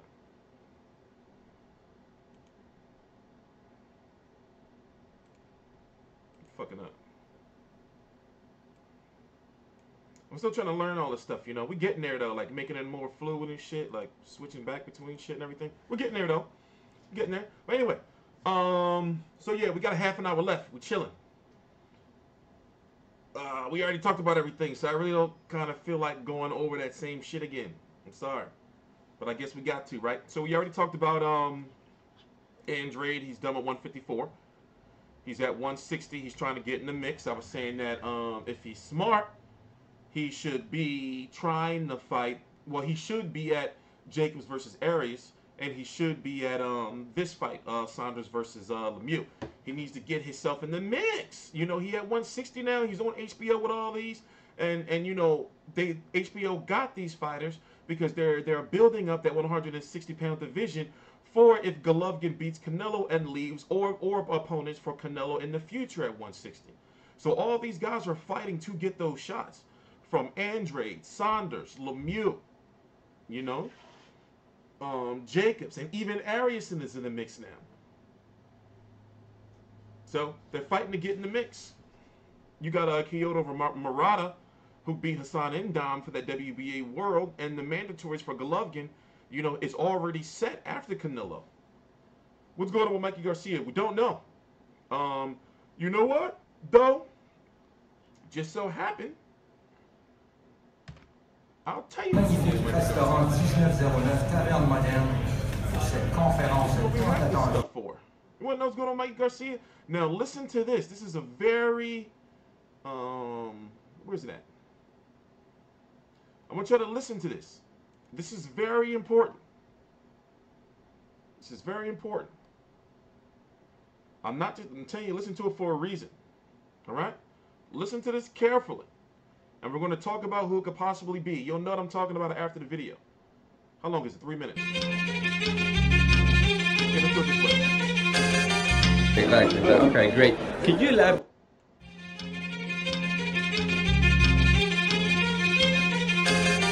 Exactly. Okay, great. Could you elaborate a little bit on Mikey's decision on not signing with Golden Boy? Did it have to do more with listening to your dad, or just basically it didn't work for him? No, look. It wasn't listening to my dad. You know, my dad. On the codified. I'm not exactly. My dad was you know, maybe we did listen to my dad on the codified, but not on not signing with Golden Boy. My dad knows Golden Boy is a great promoter, and you know, I have fighters signed with Golden Boy. I know them very well. They're all my friends, and they've treated my team really well under Golden Boy promotion. It was more about the business side. Mikey already went through a promotional deal for many years, and then he was off for 2.5 years. So that was the main reason. Mikey doesn't want to be locked into any promoter without making his own decisions and calling his shots. And that was the main reason. You know, my dad was against the codified, and my dad had really good reasons too. So it wasn't that my dad convinced him not to sign with Golden Boy, was not to do the Cotto fight. The Cotto deal could have still been done. They offered other options. Instead of, if we didn't want to fight Cotto, we could have, you know, had another fight in December, and then we go with Linares and all that, which was still a great deal. But it was just for business-wise for Mikey. I think it works better for him. He's doing it on his own. He feels that he's got more control of his career, and then, you know, so far they've been giving him really good fights and very nice paydays. So he's happy. Yeah, it's like you just get a divorce, why get married again right away? That's pretty much the way Mikey sees it, and we're not saying we won't do it in the future. Even Golden Boy, you know, they have the fighters that Mikey wants to fight, so we could still do something. But at least right now, that's where Mikey felt like, you know, he doesn't want to remarry when he just got a divorce. Yeah, play the field for a while. Okay, exactly. There's talks about him fighting Easter. Is that fight getting close? It's possible. Easter's possible, and I think Easter's available for December. There's also options for a big fight in January, which Mikey could tell you better than me. You know, there's the possibility of a big fight, a bigger fight in January. So we might wait. Now, what's this bigger fight he's talking about? Now, hear what he's saying. He's saying that there's the option of Robert Easter, there's the option of Linares, and then he's saying there's a bigger fight, you know, that you can tell there's a name he doesn't want to say. He said there's a bigger fight that can happen in January, but who's that bigger name? So I guess we can spend a little bit of the last half an hour or so of the video and go look at the rankings and like see what possible names he could be talking about. You know, because now that we know that Mikey Garcia is willing to step up to 154, he was for Cotto, you know, like we don't know who he can fight, you know? So let me rewind that back just a little bit. This is from Rob Suarez. He's on the team here at Fight View 360. This was from last week. Is that fight getting close? It's possible. You know, he doesn't want to remarry when he just got a divorce. Yeah, play the field for a while. Okay, exactly. There's talks about him fighting Easter. Is that fight getting close? It's possible. Easter's possible, and I think Easter's available for December. There's also options for a big fight in January, which Mikey could tell you better than me. You know, there's the possibility of a big fight, a bigger fight in January. So we might wait till January. Right now, Mikey hasn't made his decision, or at least I haven't talked to Mike in the last couple of days because I've been here with Abner. But we might wait. He might decide to wait till January because the fight would be a lot bigger. All right, great. What can you tell the fans out there why they should come tomorrow to see this fight? First of all, the Stuff Up is always giving the boxing fans nothing but great fights. Leo Santa Cruz and Abner Martinez are big names here in Southern California. We're gonna have a great 100 card. You know, my fighter Misael Rodriguez, who is the Olympic bronze medalist, will be on the undercard. I also have Roberto Marroquin, who skills-wise is a very, very talented fighter. I have a young kid that I also have a young kid that's gonna fight for the first time under my guidance. His name is Luis Cordia. He's 4-0 with 3 knockouts, and I think that's the reason people should also come, not only for the 2 main event fights, because they're gonna be unbelievable, they're gonna be great fights, but also the undercard. All the card. We're gonna have a great night of boxing. You think they would do Mikey Garcia versus Danny Garcia? Because, see, here's the thing. If you don't know how Danny Garcia operates, win or loss, Danny Garcia is A-side whether you like it or not. So, it's all about if Danny Garcia feels he could beat Mikey Garcia because he's bigger than him. But I think Danny Garcia would take a Mikey Garcia fight, you know? And there's big money in that fight for both fighters. But, once again, Robert Garcia was saying that there's the option of Linares and there's the option of Robert Easter, but then he said, you know, and there's the possibility of and he even did this, like a bigger fight in January, you know? So now that we know that he can fight at 135, 140, 147, and he was willing to go to 154 for Cotto, we don't know. It's so many different names that you can just start throwing out there, you know? There's so many names you can start throwing out there. No, Keith Thurman is returning in February or March, and he said it's going to be a ranked opponent, but not a known name. And he plans on fighting 3 times this year. You know, and if he fights 3 times this year, we'd get Spence at the end of the year. But it'll be a known name or so. Then it'll be either Danny Garcia or Sean Porter if they win their next fights. And then it'll be, or it's supposed to be, Errol Spence at the end of this year or early next year. Like January or so, not next year, of 2019 or so. So Showtime has already laid the footwork. You know?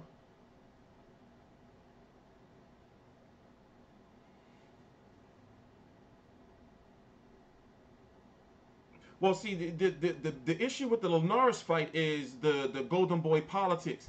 Not that they would try to sign, they tried to sign Mikey for the Cotto fight. You can't blame them for that. But with the Linares fight, there's a mandatory. So you can't maneuver that same way because Mikey can end up getting stripped. You see what I'm saying? You can't maneuver that same way. So I think politically, both of those teams want to stay away from that fight. You know, because Linares ain't really been talking that shit. His team ain't been talking Mikey Garcia.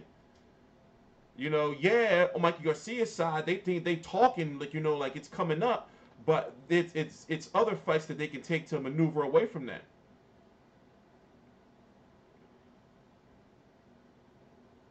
Mikey Garcia versus Khan. I don't know, man. Amir Khan's supposed to be coming back, but he don't seem like the type of guy that's coming off of a layoff that's going to, you know, he want to try to use his blistering hand speed against somebody and hopefully not get knocked out. So I don't see him coming back to take in like a fight with like a known name. You know, he can come back and fight anybody and they're going to be like, okay, well, it's a comeback fight. And don't believe in the Khan Army. The Khan Army are a bunch of frauds. They're not for real. And the reason why I say this, you know, when he fought Canelo, they didn't show up. I was hearing about all these, we always hearing about these sultans and these fucking iron sheiks and shit that, oh, Amir Khan fight, he can go fight on a yacht in Dubai and they can put the yacht on top. The Khan Army is a bunch of frauds. They're a bunch of phonies. I was hearing for years about how the Khan Army will show up to anything and they support him and shit. They wasn't even in New York. I was at Khan Algeria. Second fight I ever been credentialed to in my life. I was there. They wasn't even, okay, it was a little, it was a Khan battalion. The Khan battalion showed up. You know, what that's like a little small unit and shit, the Khan squad, I guess. You know?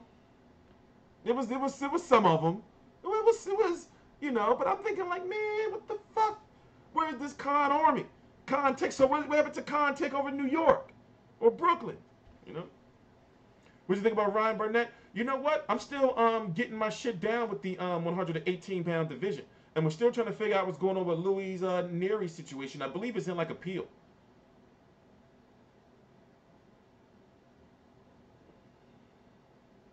No, Pacquiao's done.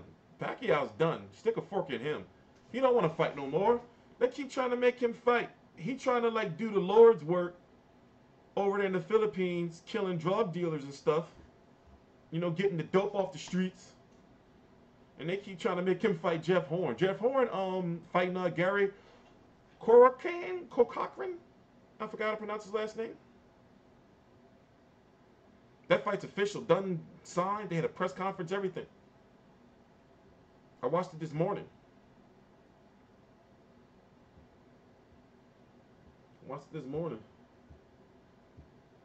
Yeah, Khan got some shit going on. Him and his wife going through some shit. Shit crazy. And they dragged Anthony Joshua into it. There's some crazy shit going on, man. The battle for y'all. Yeah, some crazy shit going on there. But then again, it's like, yo, Khan's a freak anyway. I think that's pretty much well known. Khan is a freak. Spanking off his shit on camera and all that shit. And it wasn't the first time he did some crazy shit. I remember years back, he had sent some dick pics to this chick and she sold them to the tabloids. So that shit that happened last year, or early this year, when was that? You know, that's not the first time that shit happened, man, freak. That's not the first time that shit happened. So, you know. And then it was some fucking shit with his family where his family was calling her Wacko Jack. They're calling her Michael Jackson. You know, his brother, Haroon Khan. You know, it was harassing his wife, broke up the family and shit. Shit was crazy, man. He got to get his circle together. So that's what he's supposed to be doing. Getting his shit together. You know, so he knows that he don't have too many big fights in him. But one thing for sure is he needs to fight Brook. Yeah, you got to fight Brook, man. What is going on with him? But see, I know the deep, dark secret behind that shit, too. That shit's deep. I'm not going to talk about it during the video. I just say, listen, if you want to find out what happened with Kell Brook when he got stabbed, go to the dark web. When he got stabbed, when that dude stabbed him up on a late night, that's all I'm going to say about that. It's not in God's will for me to talk about that. It's not in God's will for me to talk about that.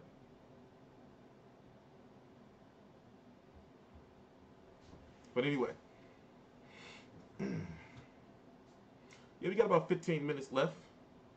Pretty productive show. So like I said, I'm going to be back tomorrow for the Wilder Stavern 2 press conference. Looking forward to that. Not the press conference, the media call. Next week, I'm going to be out there at the final press conference for that and the fight. I don't know what the next fight I'm going to. I'm going to Wilder versus Stavern.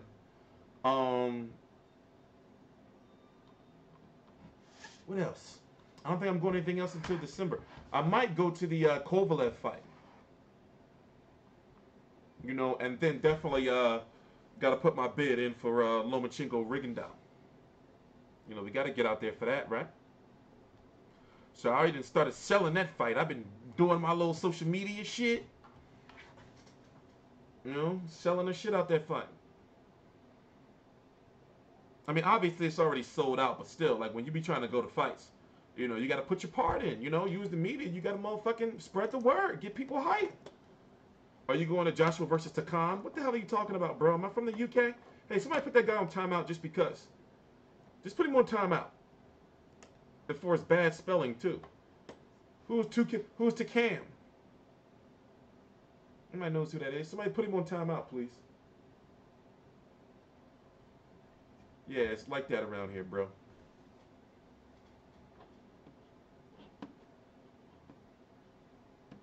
Oh, y'all didn't hear me? Design team. Design team for what? God damn it. How come nobody put this guy on timeout yet? Let me do it myself. There you go. Oh, I don't know. I'm still trying to find more Rob Brand fights. There's not that many Rob Brand fights on YouTube. Let me show you how much Rob Brand shit we got. I've been trying to do some research on him.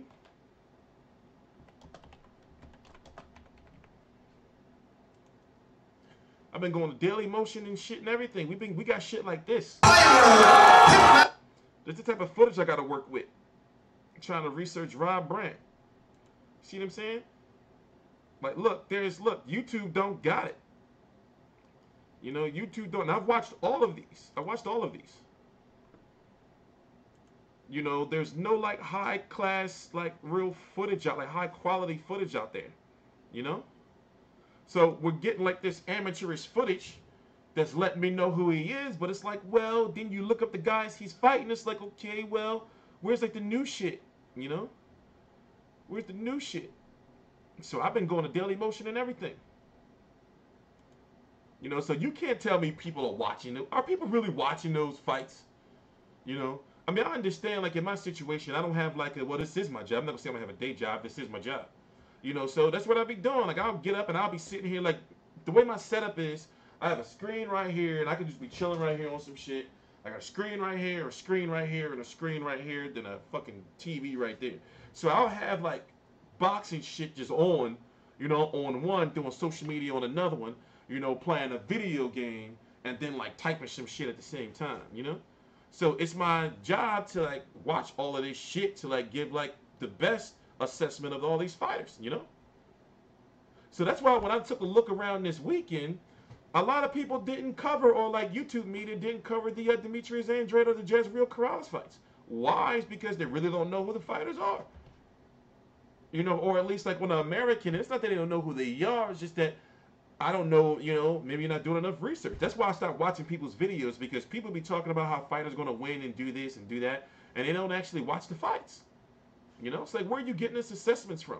And you can tell by listening to him, it's like, yo, did you watch his fight with such and such? You know? Like, I knew about Adrian Broner. I keep telling this story. I knew about Adrian Broner, you know, of his flaws years ago when motherfuckers used to try to tell me he's going to be the best, the next Mayweather and all that shit. When he fought Fernando Quintero years ago on ESPN. It was his first gift, and that dude never fought again. I was like, yeah, this kid can't move. He's flat-footed, you know, and he has issues under pressure. And this was years ago. You know, so because we got to watch all those old motherfucking... It's my job to watch all those fights. You'd be surprised, though. Like, sometimes there'd be some bullshit I be having to watch.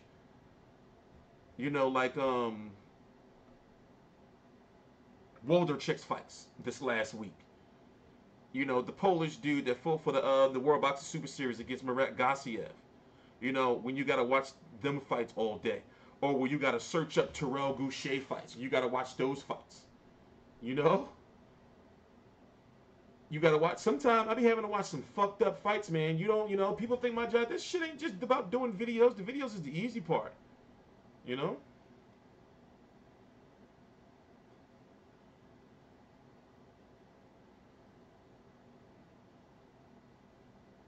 You need to stop all that watch the fight without all other screens on. Who the fuck are you to tell me what to do? Get out. Hey, somebody put them on timeout. How about you do it? You go do some videos and tell me how easy it is. Somebody put them on. You're going on timeout, buddy. You done brought you some time in the corner. So whenever you see it say message deleted, you can't see it. I wish it shows it, but when you put people on timeout, they can't comment for 300 seconds. It's my way of disciplining people. Yeah, man. Nah, listen.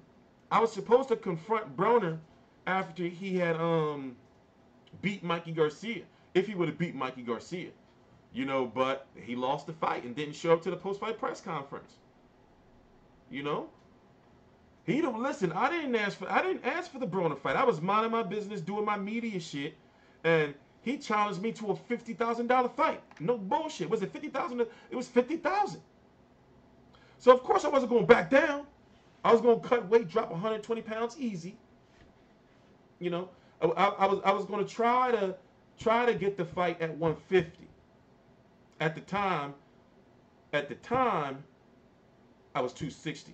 And I've lost a lot of weight. I was juicing. I was on steroids, you know, for my asthma. So I was thinking, like, I can get down to 150, like, easy, you know. cut that, you know, because if we were to fight, it probably wouldn't have happened until next month, December. No, December, not November. But you know, he fucked it up, man. He fucked it up. You know, I would have cut weight. You know, so my team kept reaching out to his team, and we were told, you know, that, you know, we couldn't do nothing until after he dispatched of Mikey Garcia, and he went out there and lost. So, you know, fight fell through. It wasn't my fault. I was ready. Nah, it's dead. It's dead because, see, he's not the A-side no more. Oh, yeah, it's right here. He's not the A-side no more. And he gonna try to play that A-side bullshit. I'm not having it. I'm not having it. So if the right fight come along, you know, I'm gonna go out there, you know. So we already talked about the fights this weekend. It's not no major fights, you know, like the biggest fights I'm looking forward to. Let's go look at them. I'm gonna show you right now. It's only 3 of them from when I checked.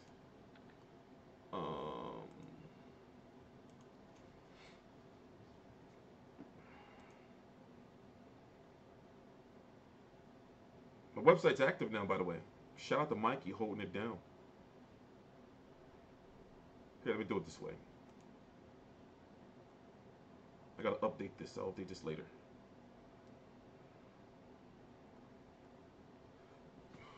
I'm looking forward to these 3 fights. Joshua versus Takam, Yafai versus Ashita, White versus Hellenius. Of course, I'm going to watch the whole card.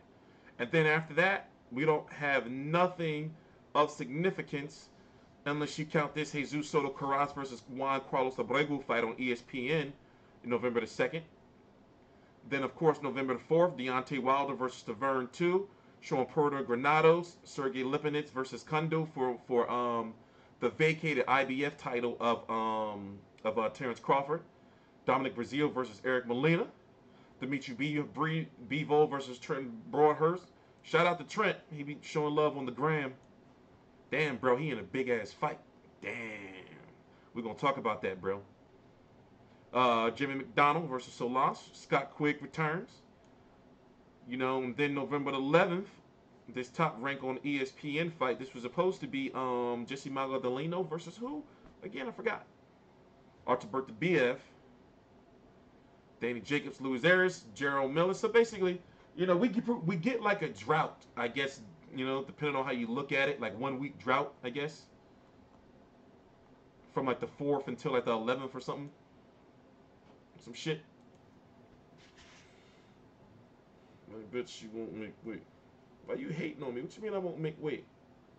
Why you hating on me, man? Yeah, AB is out here beating up civilians.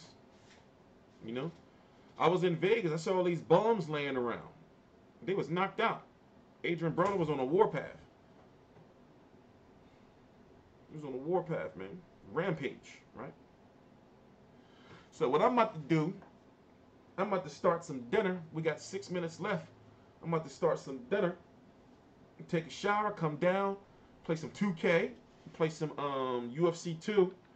That's another thing I'm going to be adding. We're going to start doing like a lot more, like since my time is freeing up now. My time has been freeing up, and I'm almost been in the house for February, and March will be a year, so it's not that long, I guess. But we're going to start doing boxing not only on here, but on multiple platforms, Twitch, Facebook. You know, I'm thinking about doing something like where we can like have like I'm trying to have everything like super crazy interactive. You know, I've already experimented around with a lot of things. But once we get the podcast going, and of course, once you start a podcast, that's the most consistent thing you have to do because that shit has to be every week. You know, of course, you could take a week off, maybe 2 throughout a year, you know, but you do a podcast, it has to be the same every time, every week. And you build a consistent audience that way. You see what I'm saying? You build a consistent audience that way. So that's what we try to do, you know?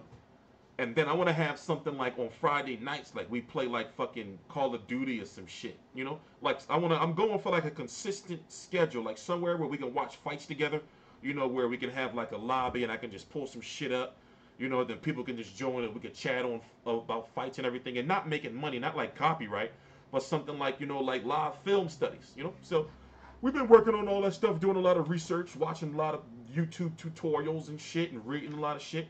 That's pretty much what I do on my free time, just always researching, you know, like everything. Learning how to like use all of this stuff I pay for. You know? Yeah, I just want to have something like where, say for example, after a big fight, right, on like a Tuesday or something, or like a Monday night or a Tuesday, like I send out a link or something. I'm just like brainstorming. I send out a link and say, okay, we're doing a film study on Canelo versus Golovkin 2. You see what I'm saying? You know, and then it gives like a thought process or a view on how I judge and do fights and things like that. And then something like on a Friday or Sunday night before like Game of Thrones or some shit, you know, like we do like a 2-hour gaming or something. Basically, I'm doing, like, I'm at a point in time in life like where I'm able to do all the things I've always wanted to do and be able to expand the platform, because now we have the website, now we have the access to the fights. Even though we don't have access to all fights, we're getting access piece by piece by piece by piece. Eventually, by this time next year, we're going to have access to all of the fights, you know? So, you know, the website will be a year old around Christmas. No, it started January. I remember, because you're normally, a lot of stuff I post on my social media is a lot of, like, reminders of things that I've done in the past. You know, so sometime, like, you know how you check your feed and then every day it'll show you, like, some shit you posted a year ago? So I'm like, oh, shit, I remember I did that, or I remember I posted this, and it keeps, like, a timeline of everything that's been going on. So what I want is, now that the website is now almost a year old in, like, January, so now it's like, okay, now we got the foundation, you know, now it's time to start making money off of all this shit, because this shit is expensive. How much do you think those New York trips cost me? Or sending people to fights, you know, that shit is not free. You know, when I get those little pieces of footage that only do 200, 300 views, I still got to pay somebody for that, you know? All this fucking programs and shit, fucking $1,200 computer, lighting up. Was it 1,200 or 600? I don't remember. I don't remember, you know? This shit has been expensive, you know? So we got to start capitalizing. This shit has been expensive. You know how much it is to run a website, you know? But I love my website though, man. I love it, man. We gotta get some upgrades. And I realized I can't do this and do the website at the same time. You know, but we're getting there. We're gonna have ads soon, so it's gonna be another revenue stream, thank God. We're launching merchandise, like actual like merchandise. Like this stuff you see me wearing is prototype stuff. So we're getting like some fashionable, but yet you know it's like combat sports apparel. So a lot on my plate. It'd be a lot of shit that be having to be done. A lot of shit be having to be done. So I research every sport in my free time. I'm expanding on all sports. Yeah, that's what I do with UFC or mixed martial arts. I watch every single mixed martial arts events, and even though it's expensive, and I usually rarely watch them live unless it's a major one. I get every single UFC pay-per-view for the most part. And those shits are every month. You know, so I got to figure out how to fix that though. I pay for all of this shit. Everything is paid. Everything has to be paid for. You know, so we're unlike my competitors, we're simultaneously running a website and YouTube. You know, so, you know, and we have the website, you know, like the media end of it. We have the YouTube end of it. We have the entertainment end of it, and we have the social media. So all that shit has to be, you know, like coordinated, you know. But the bread and butter is the YouTube. Bread and butter is the YouTube. Nah, I pay for fights, man. Because it's like, how you going to talk about the sport and you don't give back to the sport? That shit makes no sense to me. Oh, shit. We got 10 seconds. All right, guys. So you know what I'm going to do. In the meantime, later on tonight, I'm going to pump out a couple videos talking in detail about 10 minutes or so about the Andrade situation, and then talking about the Joshua situation in about a 10-minute video. But in the meantime, I got to go. This video's been 2 hours long. And we're going to keep them like that, you know. So if you want to watch everything, go back and rewind. Also, I'm going to be back tomorrow at 3:30, about a half an hour before this time right now, for the Wilder versus Taverne press conference. Media call. T-Street Controversy, T-Street Controversy Live.